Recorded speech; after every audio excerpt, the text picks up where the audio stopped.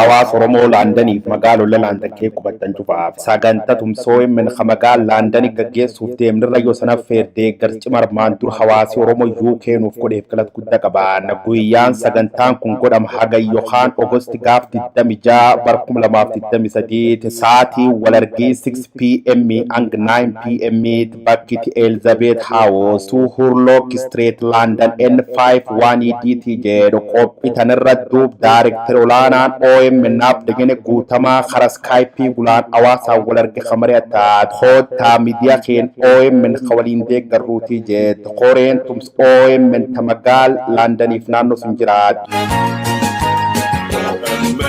Akkam jirtu kabajamtoota daawwattoota Oromiyaa Miidiyaa Neetwork oduu ijoo guyyaa kanaa sin dhaggeessisaa oduu waliin ana Soofiyaa Kadri. Dhaabbanni Itiyoo Teleekoom biyya sirna federaalizimii hordoftu keessatti adeemsa sirna sabqeenxee hordofaa jiraachuu namoonni Oromiyaa Miidiyaa Neetwork dubbise himan. Itiyoo Teleekoom gubbaa hanga gadiitti dhalattoota saba tokkootiin dhuunfatamuun faallaa sirna sabdeenessummaa ta'uu kan kaasan qaamoleen garaagaraa OMN yaada kennan dhaabbata mirga saboota sablammootaa fi uummattoota biyyattii cinaatti dhiibu kana mootummaan sirreessuu qaba jedhan.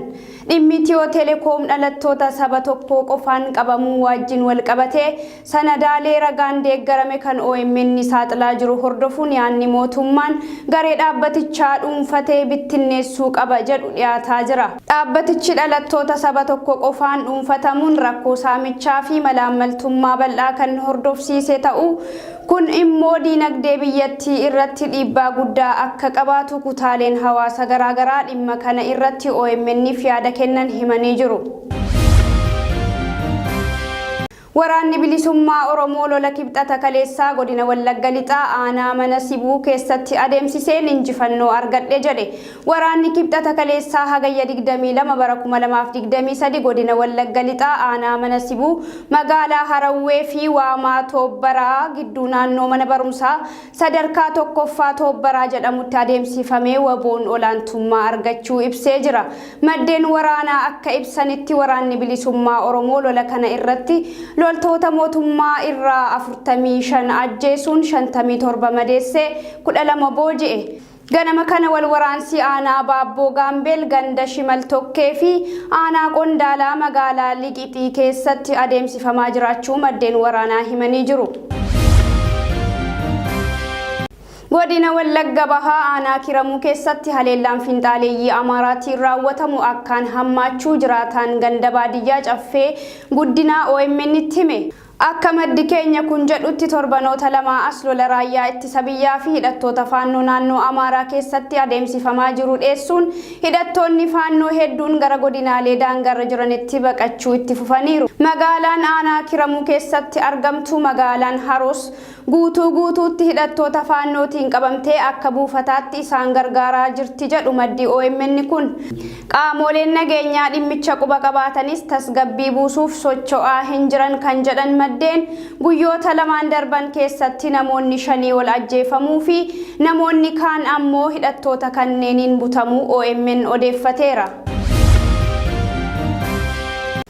Humnoonni Amaaraa lola naannoo Amaaraa keessatti mootummaa Biltsiginnaa waliin taasisaa turan gara Oromiyaa seenanii babal'isuu hokkara bal'aa kaasuuf qophiitti akka jirantu dhaga'ame. Sagaleen dhoksaan osoo mari'atan waraabame marsaa hawaasummaa irratti gadhiifame akka ibsutti Oromiyaa kallattii godinoota Wallaggaa Bahaa fi Horroo Guduruu Wallaggaa dabalatee Shawaa Kaabaa Shanoo irraa haleellaa eegaluuf akka jiran dubbatu. Humna naannoo Amaaraa keessaa qaban gara Oromiyaatti sassaabaa jiraachuu kan himan naannoo Amaaraa keessaa baanee Oromiyaa keessatti loluu qabna jedhu.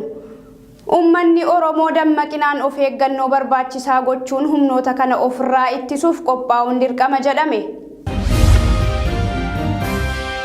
Kibbaa fi lixni Tigraay kan waraana kaaba Itoophiyaa hordofee qaamolee naannoo Amaaraatiin qabamee jiru akka diigamu ministeerri ittisa Itoophiyaa beeksise. Ministeerri ittisa Itoophiyaa Dr. Abrahaam Balay ayyaana Ashandaa ilaalchisuun ergaa baga geessanii fuula miidiyaa hawaasaa isaanii irratti maxxansaniin iddoolee falmisiisoo daangaa naannolee Amaaraa fi Tigraay irratti argaman kun haaluma waliigaltee Piriitooriyaatiin furmaata argatu jedhe.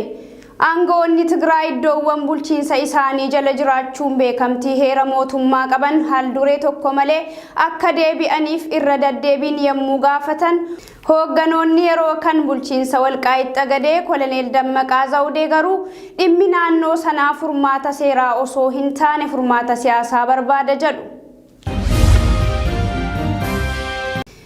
Yuunivarsiitiin Finfinnee bara barnootaa 2016tti barattoota ramaddiin osoo hin taane dorgomsiisee akka fudhatu beeksisee jira.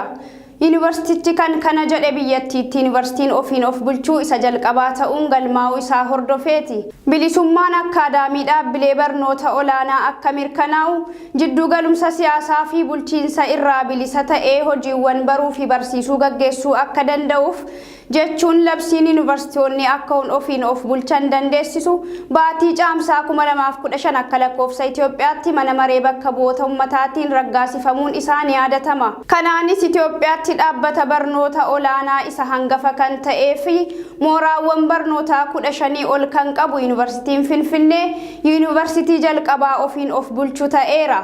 Yuunivarsiitichis ibsa kaleessaa gayya 22/2023 baaseen bara barnoota dhufaa jiru kana irraa kaasee barattoota digrii jalqabaa kan simadhu karaa wal dorgommii qofaani jedhe.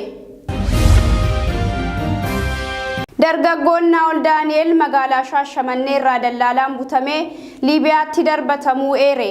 Ilmaan qotee bulaa gowwoomfamanii biyyaa baafamuun Liibiyaa keessatti birrii 500 ol gaafatamanii ofii fi maatii isaaniillee rakkisaa jiru jechuun Oromiyaa Miidiyaa Neetworkitti hime. Akka dargaggoon Naa'ol Daani'el jedhutti dallaalli kun yeroo muraasa keessatti Awurooppaa baatanii jireenya gaarii jiraattu jechuun nu gowwoomse jedhe. Ilmaan Oromoo kumaatamaan lakkaa'aman Liibiyaa mana hidhaa Kamsoo Kamsiin jedhamu keessatti dararaa hamaa keessa akka jiran namni OMN dubbise himeera. Oduuleen ijoo guyyaa irraa kana fakkaatu qophiilee Oromiyaa Miidiyaa Neetwork hafan waliin turtii gaarii.